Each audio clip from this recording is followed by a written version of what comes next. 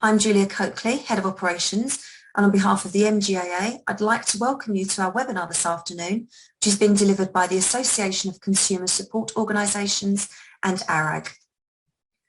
Before I introduce our presenters, I would like to run through a few housekeeping points. Please ensure your microphone and your camera is off. And if you would like to ask a question, please use the chat button at the bottom of your screen, which will be answered during the Q&A session at the end of the presentation. If we run out of time and don't have an opportunity to put your question to our speakers, they will be happy to pick these questions up post-event. This presentation is accredited for CPD points if relevant to your ongoing professional development programme, and the video will be available on our website and uploaded to our YouTube channel, and we will be providing a copy of the slide deck post-event. Please take time to respond to our feedback survey, which will be issued after this webinar, as this will enable us to deliver the best quality events to our membership.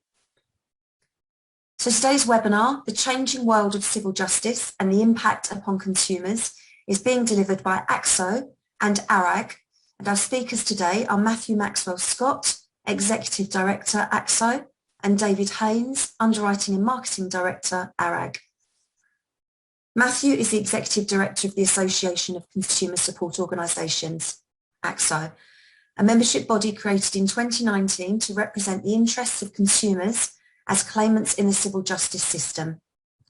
A former parliamentary candidate and current county councillor, Matthew worked for a decade at the Confederation of British Industry, the CBI, before becoming speechwriter to the Chief Executive of RSA Insurance and then to the Director General of the BBC. More recently, he was Government Relations Lead for Slater and Gordon before establishing his own consultancy in 2018. Matthew is also Director of the Abbotsford Trust. David has worked in the legal expenses industry for more than 35 years, undertaking a variety of roles, including underwriting, sales and product development, and when ARAG launched its UK operation in 2006, David took control of the underwriting and product development function.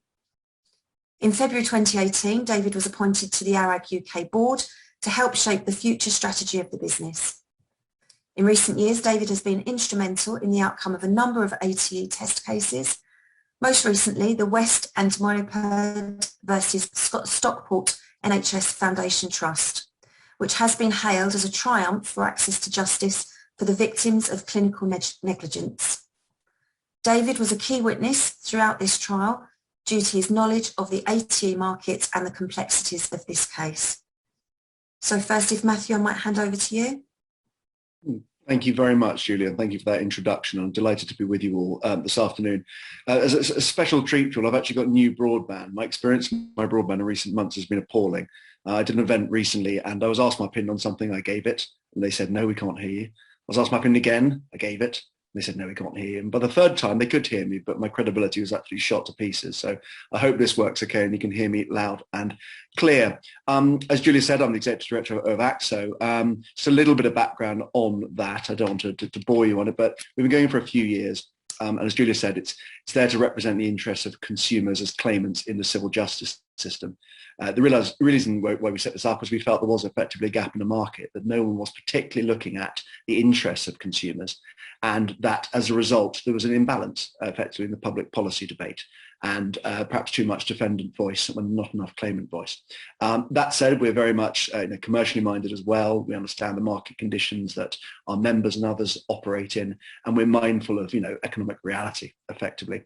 Our members are made up of law firms, CMCs, medical reporting organisations, rehab firms, charities and other membership bodies, and also legal expenses insurers. So it's quite a broad mix, but all with the consumer as a shared interest. Risen from about 20 members to 80 in the last 2.5, 3 years. So we're very pleased about that. We're also delighted that the MGAA is our first partner organisation, so working together towards shared aims.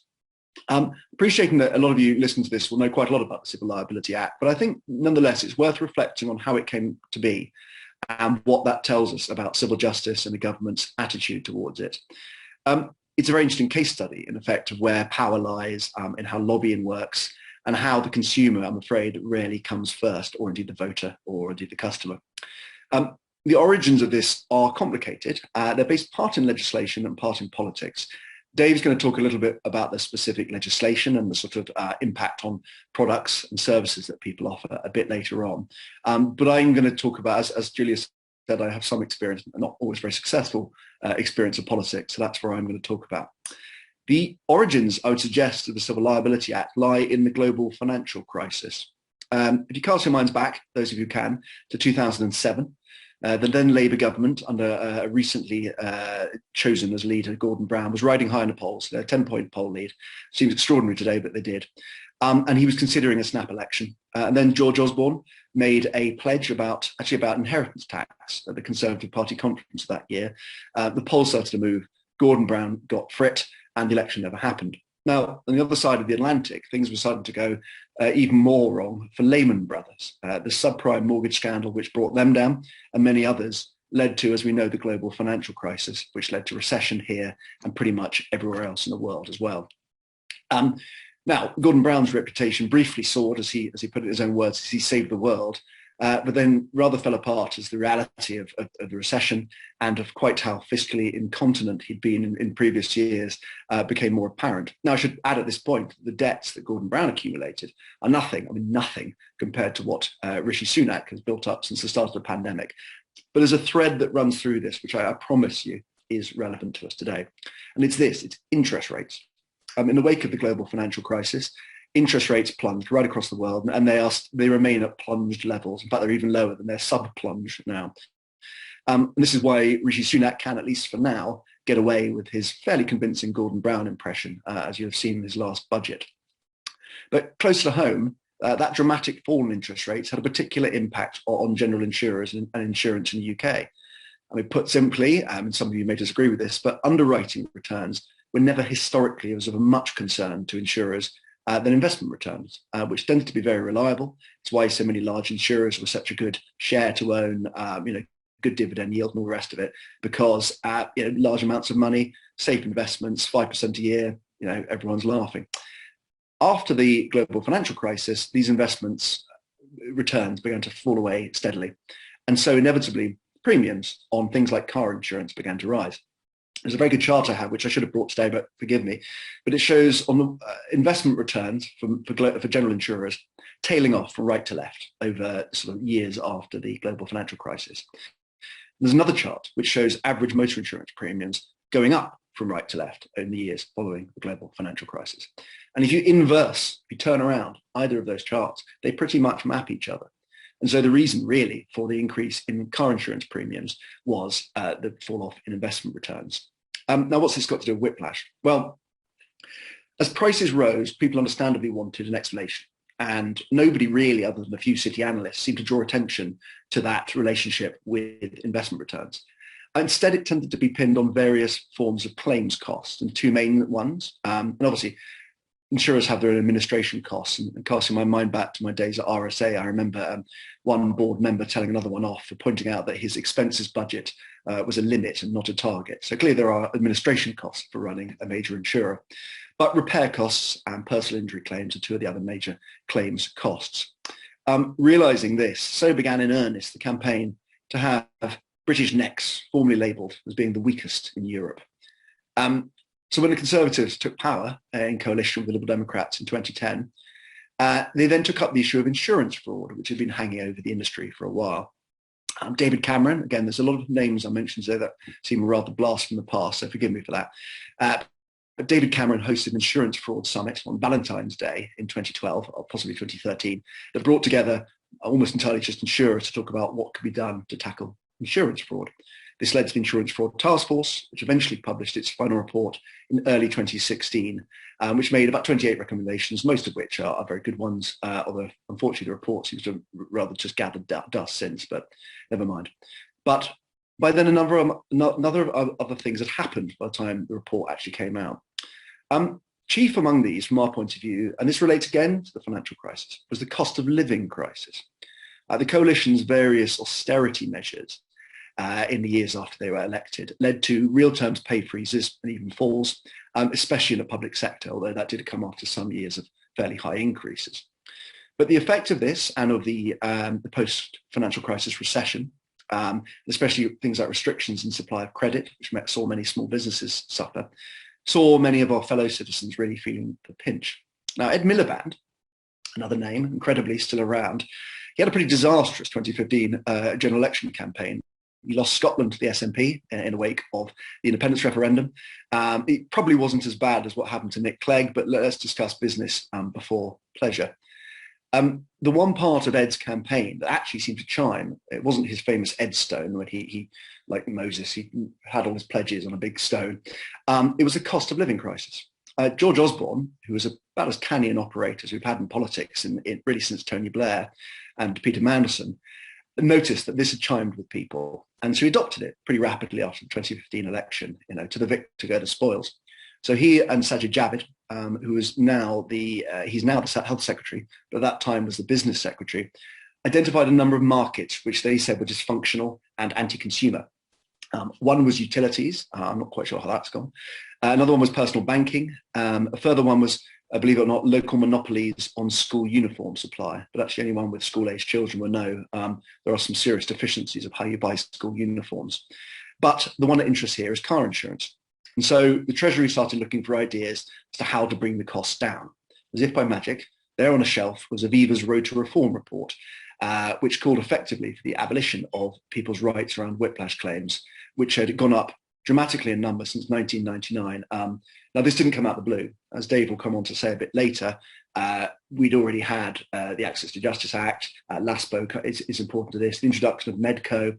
So it was clear the government had this in mind to do things to this market. Although I'd like to stress that probably with the Access to Justice Act and with the pretty dramatic fall off in legal aid, what the government really did was privatise a lot of civil justice and leave it to the market to deal with it. And was then surprised when the market responded quite aggressively. So that is part of the reason why claims numbers started going up. So here the government had a kind of oven-ready plan, ready or microwave-ready or pop-ping ready, if you're Welsh, which it said would save money. It would tackle insurance fraud, which, as I've said, is something that was on David Cameron's mind, and maybe see Osborne and Co. deliver these savings to consumers and get ticker tape parades right across England and Wales on the back of it. So in the 2015 pre-budget report, which was the last pre-budget report because he abolished the idea at that report, Osborne's Treasury announced the whiplash reforms. And I should stress it was always a Treasury plan. This was not a Ministry of Justice plan. The details were effectively in the small print, but the impact on the market was huge. One senior partner at a claims firm I know described it to me as the worst day of her life.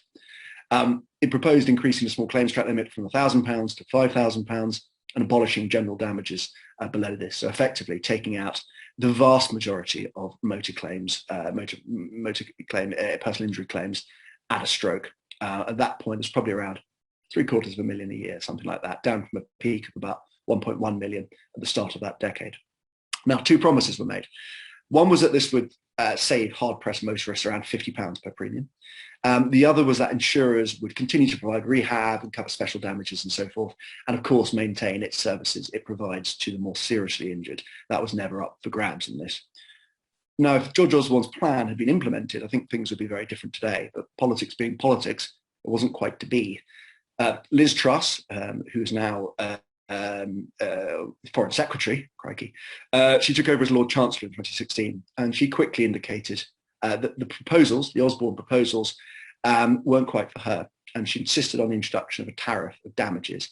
This was very much against Ministry of Justice officials' urgings, but that's what she believed. She told me privately she felt was the fair thing to do. But after that, enthusiasm for these reforms rather waned, and it looked as if the plan was going to go into the dustbin of history along with Gordon Brown and Nick Clegg and Ed Miliband and David Cameron, all the other people I've mentioned. But ahead of the autumn 2016 budget, Chancellor Philip Hammond, sort of lugubrious chap, I mean, many of you all know the idea that chancellors either fall into the category of bookies or undertakers. I think it's pretty clear which category Philip Hammond fell into. But he was looking for revenue.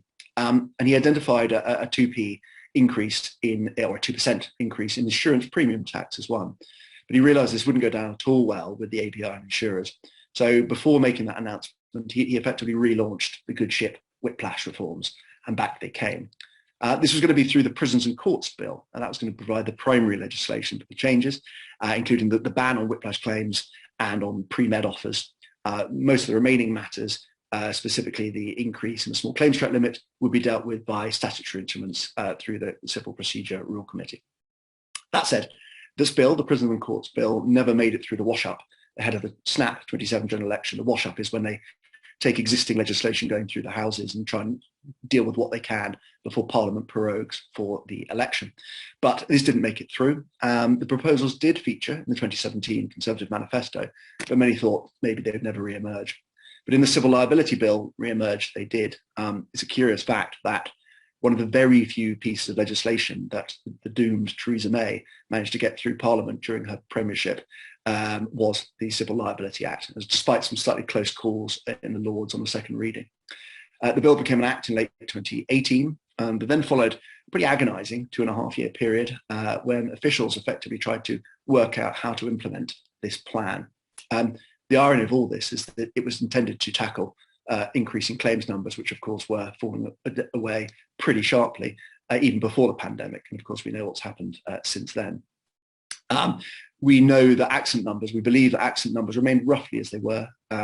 Accidents recorded to the police dropped off fairly sharply, but one of the coalition's cuts was to road traffic police numbers. So it shouldn't be a surprise that fewer people were reporting accidents to the police. But hospital admissions data and other sources data showed the roads were broadly as perilous as they'd been before. Anyway, on to the 31st of May this year, which was D-Day for whiplash reforms. They're not quite what Osborne and Co had planned. For a start, the tariff, which Liz Truss insisted on, is in place. And whilst the sums involved are very low compared to what existed previously under the Judicial College guidelines, at the more severe end, so they're done according to amount of length of time of injury, the more severe end, they're not insignificant.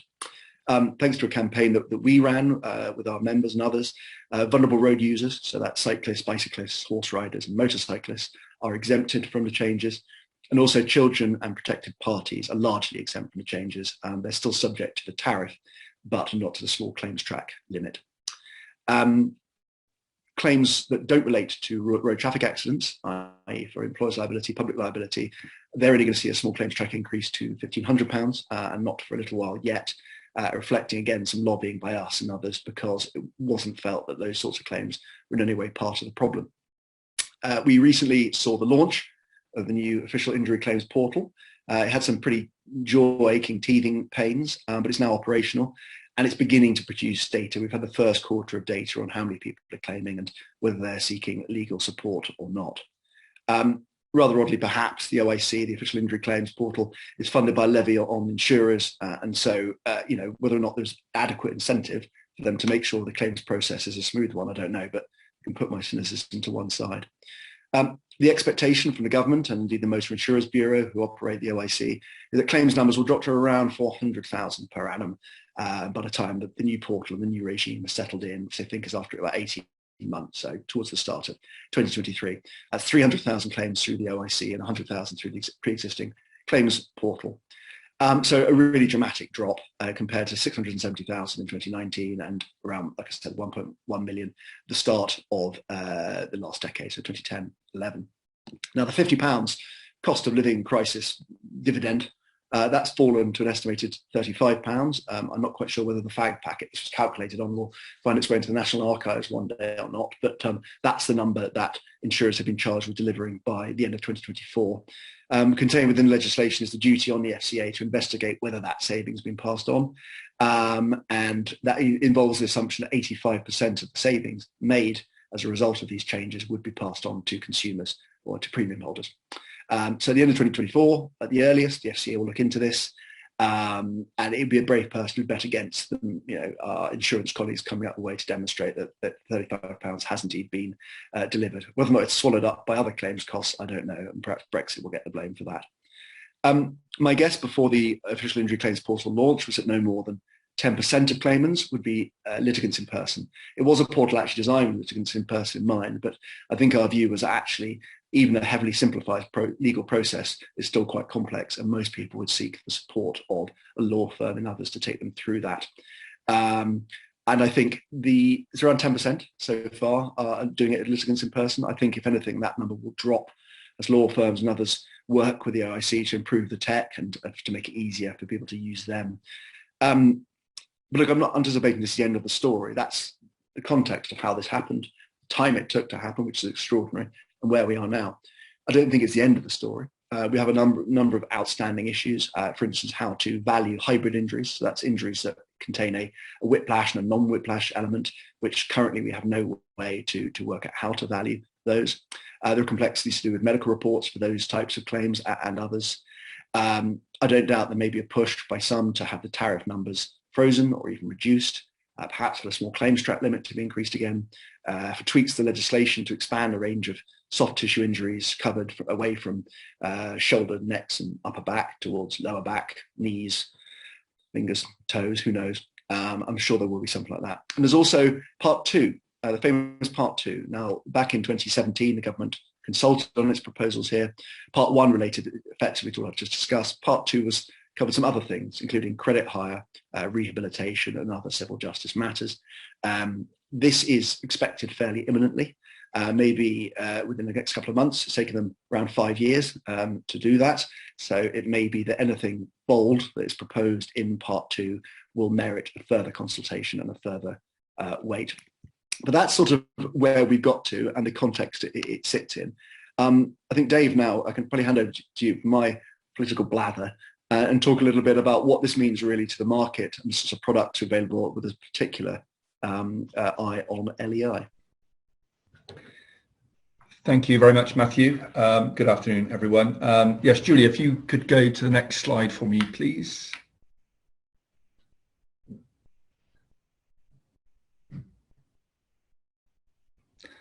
So, yeah, I'm going to talk to you a little bit about the impact. I think Matthew set out very neatly what the political kind of build up to these changes, how that happened.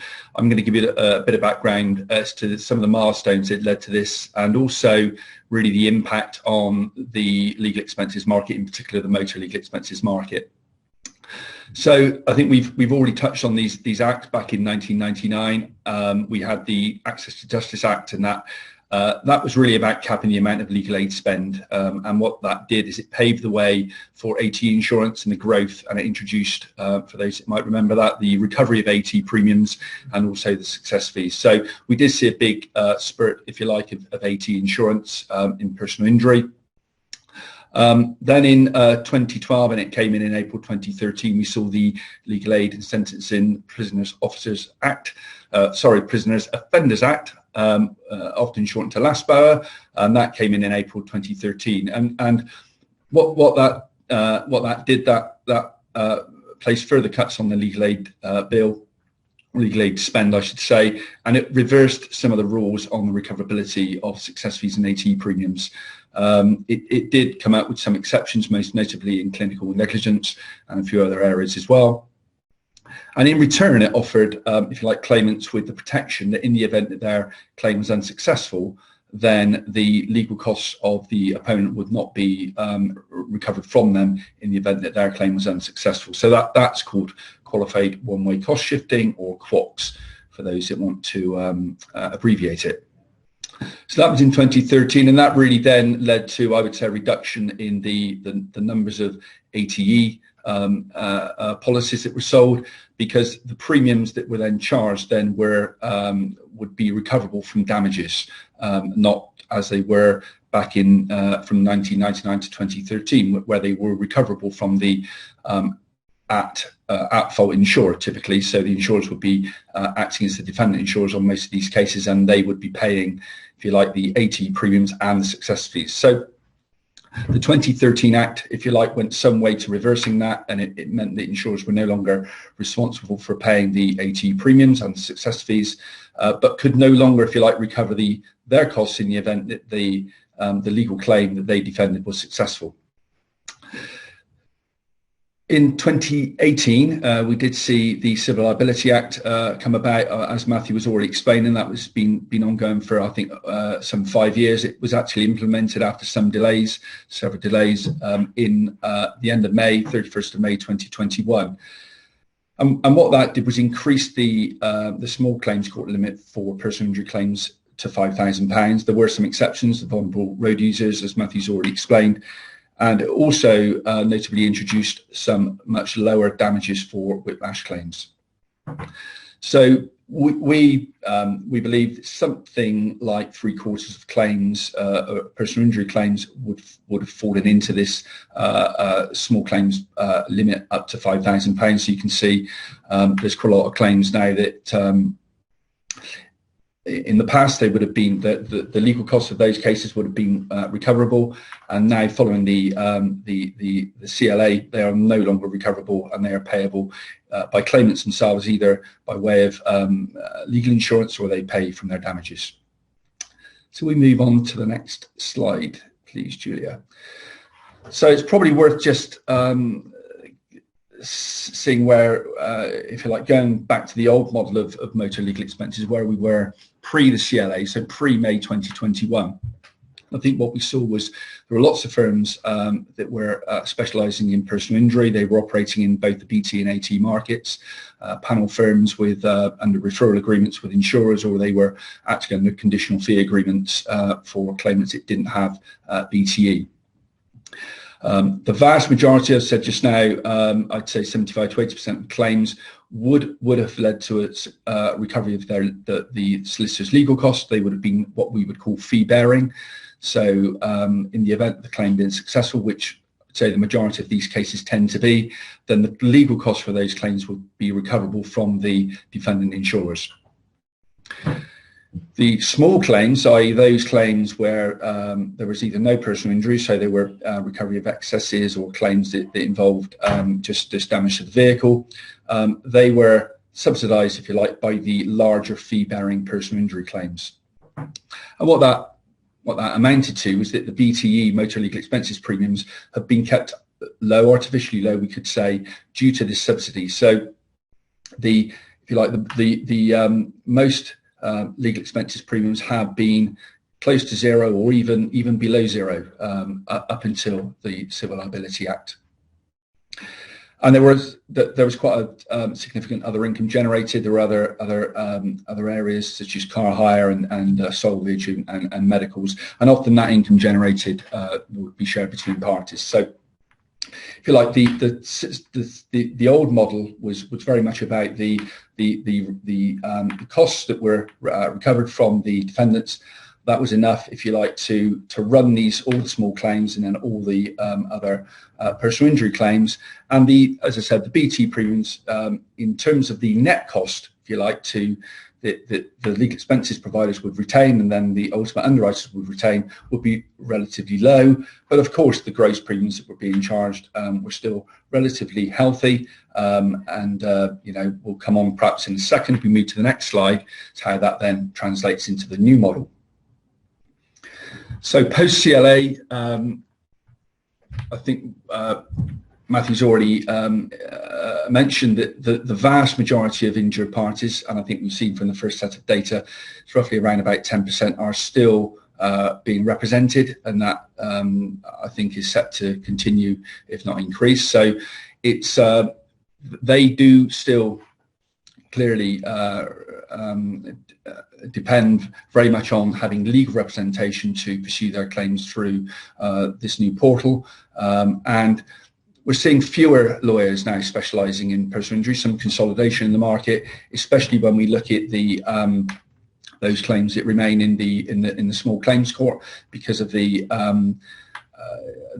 amount of work required to still pursue and process those claims is relatively high compared to the damages now that those claimants will be receiving. So we're seeing a consolidation of solicitors, and perhaps more, more lawyers perhaps looking at the higher end of personal injury rather than specialising in those low value claims. As a result of this, a vast majority of those claims with solicitors' costs that are now being run through the system are not recoverable, and really that enhances the need for motor legal expenses. If the client hasn't got legal expenses, then for the vast majority of their claims, they will have to either pay the legal costs themselves, or they would have to just not proceed, or they will have to go through the portal themselves, which, you know, as we've already seen, I think from the initial data, there's a few, you know, the numbers are relatively low. It's quite a long process, and it may be, given the damages are much lower now for the whiplash claims, whether people will actually be bothered to pursue those claims themselves. So as a result, what have we seen in BT premiums? Well, they've increased without doubt, because they have to, because now lawyers are charging their legal fees, which have to be insured. Also, the small claims, which were previously, they were subsidised by the larger claims, they're also having to be paid for by the BT premium. So I think at long last, we're seeing motor legal expenses products really having their true value. They've increased, although I think, as already been alluded to, there should be some offsetting of premiums by the promised increase in the, or if you like, promised reduction to the motor insurance premiums. So the benefit, as I've already alluded to, really, is that clients that have BT, they will get the expert representation. They will get a solicitor that knows how to navigate the portal, how to pursue their claim, and the most important thing, I think, they can retain and will retain 100% of damages. So if clients are still, as they will do, they will still be injured in motor accidents, then they will they can be expertly represented, and they can be assured that all of their damages that they retain, or that they claim and that they earn, will be retained. And I think another interesting point as well, and development as a result of this, is policy wordings have had to develop. So I think in the past there have been some policies that have not covered small claims, and that's been a very, very small number of cases. Previously, when the small claims limit was only £1,000, now the limit is up to £5,000, where the vast majority of those claims will fall into. What we will see is the need, if you like, for those policy wordings to update themselves, and actually they do now need to react to these smaller claims, and therefore when agents, brokers, etc. are reviewing their policy wordings, they must ensure that their wordings do cover all claims, not just those claims where there's some recovery of costs. So I think we've seen that. We've seen some developments within the likes of De Facto, who are now taking active interest in looking at the products in the market, and making sure that, you know, this is a very, very relevant aspect. In the past, maybe not so relevant, but this is very relevant now, that policy wordings must react to these claims and not leave the customer uninsured or fighting their own case. So if we move on, I think, to the last slide. So key takeaways, really, I've already kind of alluded to. Really important, I think, that all brokers and agents, they check the small print of the policies. It's really important that that they're aware of what, or you're all aware of what the policy covers, and how it will react in all situations. Also, really important to explain the benefits now of buying motor legal expense. I think over the past few years, we've seen probably a decline in the purchasing of legal expenses, mainly because of the increase in the likes of the aggregators, who are selling mainly on price, and therefore add-ons are often not taken up at that stage, and are kind of left really for people to opt in and not maybe have the opportunity to have the cover explained to them. And I think it's really important that the benefits of this product are now explained fully, not just in terms of what the product covers, which is clearly important, but also the pitfalls of not having it. In the event that the client doesn't buy the product, what could they face? And really what they would face is having to go it alone by themselves, navigate themselves through the portal, or land in the hands of some CMC under an ATE, and then obviously, as we've seen with damages reducing, they may see quite a big chunk of their damages being paid away on that CMC to pursue their claims. So really important to explain the key benefits of the product, and the pitfalls of why they should, why if they don't have it, what they face.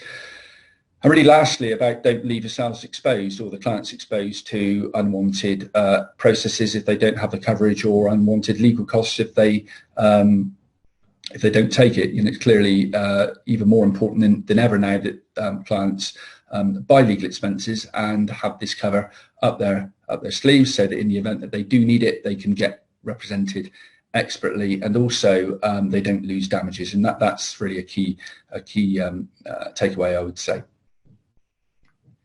So that's it, I think, Julia, in terms of my slides. On to Q&A. Thanks very much, both. That's fascinating. And Matthew, thanks for the background there. That was extremely interesting and good to hear, if you like, where it started, because sometimes these things are realised, but we probably don't take as much interest as we should do as to why they've come about. I do have some questions. And I know that you partly probably covered this, David, in some of your presentation on development of policy wordings and the fact that wordings must cover all claims and not just recovery of costs. But I've got a question: how do you see the claims sector evolving in the future?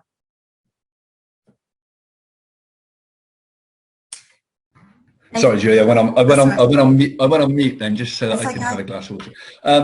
Yeah, I think I mean, in terms of claims, I think what we'll probably see is we will see, I think, as Matthew alluded to, that the numbers of claims have actually have reduced, and I think that certainly in terms of BTE, I would like to think that we will see more claims actually being pursued through the BTE route. That's what I'm hoping. I'm hoping that we'll see an increase in sales of that product.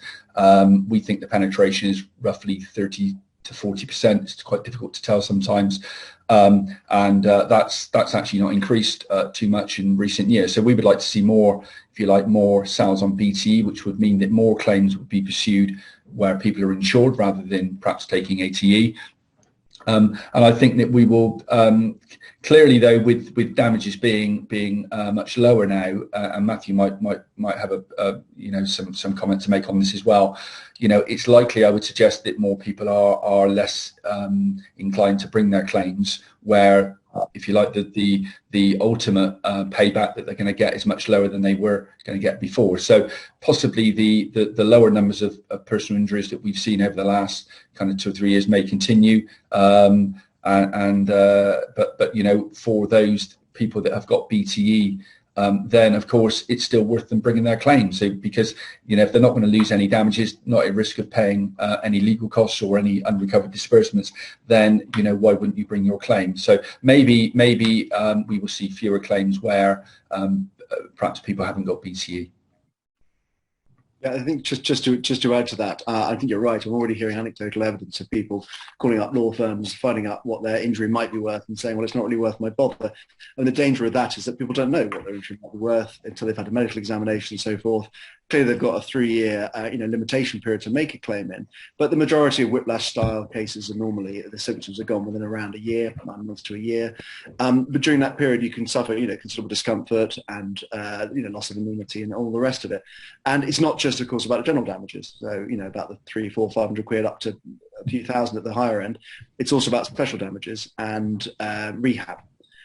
And it's very important, I think, that those who are genuinely injured do make use of the services that are available. Partly this is a challenge for, providers of LEI and of law services of all sorts to kind of answer, to meet what's required in that market and say, look, it's not just about the general damages, it's about the whole package you're going to get. And I think they will respond to that.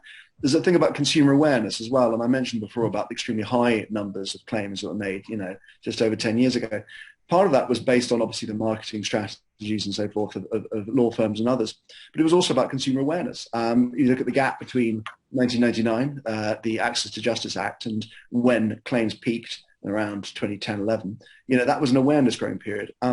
Currently, people have no awareness of the official injury claims portal unless they're one of the 50,000 or 1,000 people who've made a claim through it so far. The MOJ and the MIB have devoted absolutely no advertising or marketing budget to it to increase awareness. So it's going to be a bit of a slow burn, and people will gradually find out that, what happens when you have an accident, you have to go through this portal and it's a bit of a faff. So it kind of needs to improve. And like I said, I mustn't be cynical. I must believe that there is genuine intention by the MIB and others to make it as user-friendly as possible and to make it possible for litigants in person to use it. But as both Dave and I have said, that 10% number seems about right to begin with. I suspect it will come down just because it is quite a complicated process making any legal claim, even a minor RTA one. Thank you for that, both. Another question: has there been an increase in the purchase of LEI policies since May 2021? If not, how can LEI best be promoted to consumers? Yeah, I'll take that, Julia. I mean, it's difficult to say. Actually, we've not detected that as yet. I think our numbers have remained pretty static. What we haven't seen is anybody kind of leaving us, or any we haven't seen any kind of drop off in numbers. I think what we have seen, though, is quite a lot of activity actually in the market from brokers and others, insurers as well, as a result of the change in models that they're having to adapt now and having to adopt it. And so I think, this took a long time to come to fruition, these changes. 2016, it was on the, it was set down. In 2018, I think the act was passed. It's taken to 2021 to get it implemented, and in that time there were lots of kind of false starts. So quite a lot of people, brokers, insurers out there, including ourselves, I would say, probably wondered if this was ever going to happen. And of course, what we've seen is trying to change the models, which as you can hopefully tell from what we've explained so far, they had to adapt. And of course, they had to adapt not only going forward, but they had to adapt for policies that have been sold in the last 12 months, because they would run into the period when the legislation was enacted from. So what we've seen is a number of, we spent a lot of time trying to explain the change in models, a lot of activity from some trying to see whether there's a different model somewhere which wouldn't mean that there's a kind of an increase in premiums, because is there a kind of a golden, but silver bullet or whatever it's called somewhere down there to say, can we find a model where this increase in premium as a result of the cost not being recoverable doesn't have such a big impact. But that's quieting down a little bit now, and I think that what will happen over time is we will hopefully see more and more activity, and it's down to people in our market within ACSO as well to really promote the benefit of BTE so that clients have got that product, and they're not going to end up having to represent themselves, and they're also not going to lose damages or lose money out of their damages, and that's going to be the key thing. So it's about how we can promote that and make people aware of it, and that's a job for us as an industry to do. And I think once we can do that, then I think we will see the rates improving from the kind of levels that I mentioned earlier. Just to add from my perspective, and obviously Dave might be more inclined, to say that, of course, because an LEI being involved in the LEI market, but actually this is something the Civil Justice Council and others have said they think it's a really important. Actually, Rupert Jackson in his report said he thought it was an increasingly important product, LEI, and it is back to that awareness thing again. These reforms, although they've been, since the Aviva's Road to Reform report, which I think might have been 2011, so that's a jolly long time, but actually they've really been in place for about 4 months. Awareness isn't there, therefore awareness of what you need to do to react to them isn't really there yet. But just one very quick thing: when we spoke to the Minister of Justice whilst the Civil Liability Act was being implemented, we raised the subject for legal expenses insurance. And when we pointed out that, of course, these are annual policies, and if they effectively move the goalposts halfway through the year, it could potentially render some people's policies less valuable than they might be through no fault at all of the LEI provider. The response from the senior civil servant was, "I hadn't thought of that." So we are dealing with an awareness problem, not just amongst consumers, but often at the heart of government as well. Yeah, and it's very much, certainly it's very much the responsibility as well, isn't it? With regard to awareness, it's the more awareness we can give to a matter such as this, hopefully that would also impact the trust and confidence that consumers have in our sector, that, the industry is trying to do its utmost to make consumers aware of these things and that they are fully protected. Yeah, I think that's a really good point, and definitely we've engaged a lot with the regulator over many things over the last few years. In particular, what Matthew's just alluded to as well, but also I suppose legal expenses in its entirety being an add-on has come under the spotlight somewhat by the from the regulator. But again, I think there is huge value in these products, and I think we shouldn't shy away from making that clear. There is big value in selling these products, and there's a cost to getting these products to distribution. We know for a fact when we compare the cost of our products in the UK to those in other countries, our costs are much lower. And that's because of the way in which the product's distributed as the add-on in other countries, notably Germany. They are sold for several €100 as standalone products. Penetration's not too much different, but the cost of the distribution there makes it much higher. So there is a cost of distribution here, and we know that, even though it can result in higher commissions than perhaps the regulator would see generally. But the other alternative is to have either not to promote it at all, or to try and develop standalone products, which would, I think, increase the cost to the consumer, which is anti kind of value, if you like, anti-consumer. So we're spending a lot of time trying to educate the powers that be that the value in these add-on products is great, and there is a cost of getting these products to market. And when you compare them against alternative models or those models overseas, they do represent really good value. And that's we're still trying, and we'll get there one day. Might not get there, but we do have to continue to try, as you say. Sorry to interrupt, Julie. I was just going to say further to that. I mean, two of the people who've been working with the Legal Services Board, which is the sort of capo de capos of regulators really in the legal services market in the UK. They have, and England and Wales rather, they have taken on LEI as one of their corporate objectives to try and improve consumer awareness of it, because they realise quite how important it is, and that's very welcome.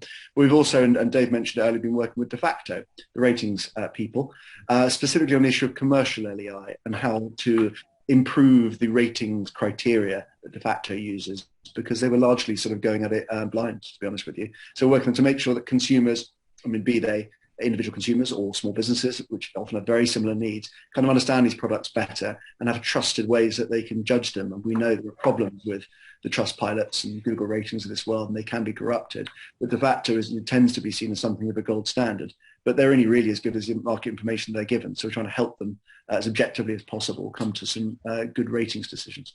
Yeah. Thank you for that. So I have another question. We're okay for time. In the UK, there has been limited use of LEI products and services, particularly in comparison to countries, as you just mentioned, Germany, Japan, Sweden. Why is this the case, and what lessons can we learn from these countries? Yeah, I think I just alluded really to Germany. I can really only talk about Germany in any detail. I know that market quite well, and I think that it's very common over there to buy legal insurance. They're quite a litigious bunch in Germany, and so it's as commonly bought, if you like, as home insurance. So it's bought as kind of standalone product alongside other kind of home products, motor products, etc. So, but the cost of the policies are very significant. They're several €100, maybe €300. That might cover the motor and the home as well, the family as well.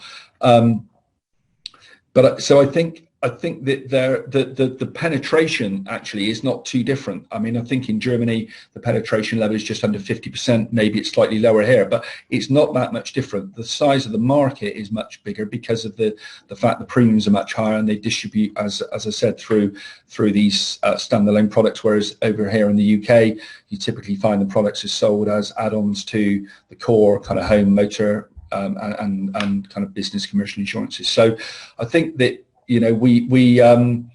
we can definitely learn lessons in terms of some of the components, some of the covers that they have. They do have wider coverages over in Germany, and they charge a lot more premium for it. And it seems to be a much more accepted form of product. Over here, the product is quite price sensitive, which can often mean that certain coverages aren't always provided because of the cost of providing those, and also overcoming things like the adverse selection, which you sometimes get with legal expenses. But I do think that we're not far behind in terms of the penetration. And again, it's about really it's our duty and role to, if you like, really keep extolling the benefits, and that's really what we have to do. And sessions like this help, and then obviously going out there and keep telling that same story. Do you think by virtue of the fact it's called an add-on might not help? It sort of it infers that it's take it or not, it's no big deal. Yeah, just to come in on that, I mean, it's interesting. The comparison with Germany is made quite often, but obviously there's a dramatically different pricing point. They are a litigious punt. Apparently they see a day in court as very much sort of rite of passage of growing up. Well, I expect we see the equivalent of involving white lightning and a bus shelter or something, but they see going to court. There we go. We're different people. But like in Scandinavia, for example, children's insurance is a big product. People always buy as a child is born. In fact, even before they're born, they buy products that cover their children against things like accidental injury. We don't do that here. Different countries, different things. But I would point people towards the International Bar Association's report on LEI internationally. It's genuinely, I mean this, it's a good read. And it does explain how it's used in different countries and what that means to us. And that's probably does far better than we ever could, even Dave could, in terms of articulating it. The only other thing I would add about the uptake of LEI potentially is, of course, we're seeing the end of the loyalty penalty after the FCA did away with that. So customers are maybe slightly less price sensitive in future. They may not just go for the cheapest insurance product. They might start thinking about quality a bit more, and that also might make them slightly change their mind towards obviously the slight additional price that comes with an add-on. But that remains to be seen. Those changes aren't in effect yet, but again, maybe by the next year after, we might see a shift because of it. I've just got not a question but a comment. White lightning in a bus shelter, great quote. I panicked. It was the best I could think. I don't know what your rite of passage was. I won't ask Julia, but Dave, I'm sure, being a West Country man, it would have been nice. Okay, swiftly moving on. We've got another question. So how can LEI products become more competitive, more transparent and easier to understand, thereby helping to support positive consumer outcomes? Yeah, I think we've already touched on this, but it's a really good question in that I think, I've alluded to the kind of FCA regulation we've seen, not just in the being fair and reasonable with the new prod rules, the new FCA guidance on the distribution chain, and that's really shining a light on our products. I won't call them add-ons because you're right, Julia. I think that slightly undermines what the products are. It's a good point actually, but I think I think they are becoming more transparent. They have to be now. There's no, with the value measures that are in place, we are under the same scrutiny, if you like, if not a little bit more, because of the types of products we sell, to make sure the products have are fair and reasonable value. And I think we are very, very conscious of that, and therefore that's why a lot of products don't just provide just legal insurance. They provide helplines and they provide other assistance in legal documents and whatever to give the customer much more access to not just if they have a claim, but if they need legal advice. And that's really important that customers should get the full full round service. So I think that in itself means that, with the regulator, with the value measures, means that the product has to have value. We can't have products going out there at a price where no one claims. So they have to, and that means they remain competitive as well. I think, we will continue, I think, as a market to make sure that the benefits, if you like, that are in there do continue to give value, because I think we're, that is a good positive from the regulator, that we as a market, we have to look at all of the coverages, all of the helplines, and make sure they're being used so that customers aren't getting value. And I think the fact that as a market we're all doing that means that it should remain competitive. Yeah. Matthew, did you want to add anything else to that? No, I do think it's going to be, like I say, an interesting period. And I think there will be more products. It tends to be a fairly standardized product in motor LEI anyway, and home to extent. And we may see a different range, different prices, gold, silver, bronze packages, whatever it may be. We are not, as a nation, averse to buying insurance products. We love them. Especially those that we understand. I mean, obviously in the case of motor insurance, it's compulsory. But beyond that, we are keen on them. So I just think it's actually a fantastic opportunity for LEI providers to improve what they already offer and to kind of bridge a bit of the access to justice gap that the government has rather created in recent years, about which we discussed at the beginning, because that is a problem, and it's particularly for those. There's a sort of, it's not quite a lost middle or a forgotten middle, but rich people can always afford lawyers. Poor people can never afford lawyers. An awful lot of people in the middle, really do need the good products to enable them still to get access to sort of legal support and stuff, but without extreme costs. So LEI products and others, I think, are just definitely part of the solution. Thank you for that. I don't have any further questions. Just the presentation today, I'm fairly confident that our delegates today that have joined us will be thinking about ways in which they can work with their brokers to increase awareness of their LEI products to the end consumer. But Matthew and David, thank you so much for your time today. It's been a really interesting webinar. Really some good stuff covered there, and as I said, it's always great to get a greater understanding of the origins of some of these things, and I think you've done that really well today. So thank you very much, both. And then to our delegates, thank you very much for joining us today. As I said at the top of the webinar, please do provide your feedback on the link that will be sent out post-event. It really is very important for us to receive that feedback from you, so we can continue to put on the events that are valuable to yourselves. So thank you very much for joining us, and have a good afternoon. Thank you.